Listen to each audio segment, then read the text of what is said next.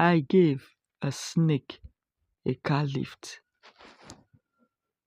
When the war broke out in Liberia, I, my elder brother, and my parents found our way down to Nigeria. There, we lived in Lagos. It wasn't easy making a living, but with the help of neighbors, things were a lot easier. My father got a job in a manufacturing company where he worked as a security man. And my mother was a trader. She sold few foodstuff. I attended a government school while my brother finished his university and got a job in a real estate firm. He studied civil engineering. We were comfortable at least. We could afford 3 square meal a day. I wrote the JAMB twice and didn't make it to the university because of the cutoff mark, and so I opted to write again. One day, after breakfast, my brother left for work and I left for my JAMB lessons. By evening, I returned home. Even my parents were at home. As we finished eating dinner, my brother hadn't returned from work. We became worried. My father tossed up and down the sitting room without a word, and my mother cried and lamented. I was worried too. The night was cold. We slept without seeing my brother. The next day, we went to the police station and reported the case, and after 24 hours, his case was announced on the news as a missing person. We waited for days, weeks, months, a year.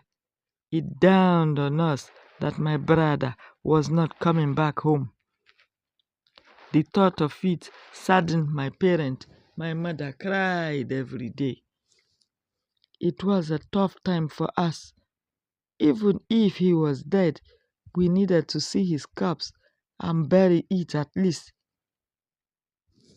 2 years gone, my brother was nowhere to be found. But we had faith that if he were alive, he will come home to us. I gained admission into the university to study medical laboratory science. I was doing well in school. My parents were proud of me. One day, something happened after lunch. There was a knock at the door, so I went to see who it was. As I opened the door, I froze in surprise. My father saw the shock on my face, so he quickly came to see for himself, and he too was shocked too. As he shouted, "Lamboda!" He held my brother so tight, making sure he doesn't disappear again.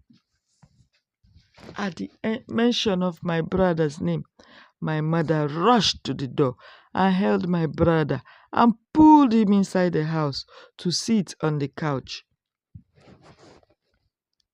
My brother was looking very hungry and tired.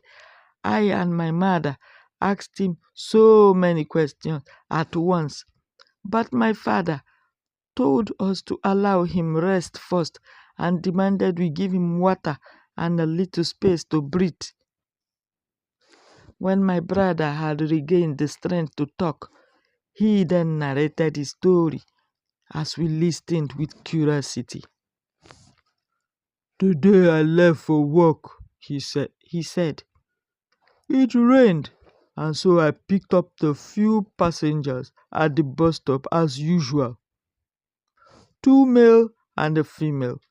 I dropped the male passengers at the bus stop, but the female passenger told me to move further to the next bus stop. So I did, but I noticed as I looked at the head mirror in the car, the lady was looking strange. But before I knew what was happening, I saw myself in a lonely, beautiful house.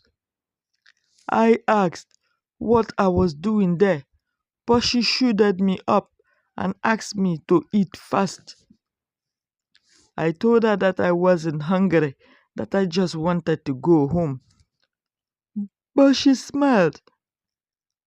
This is your new home.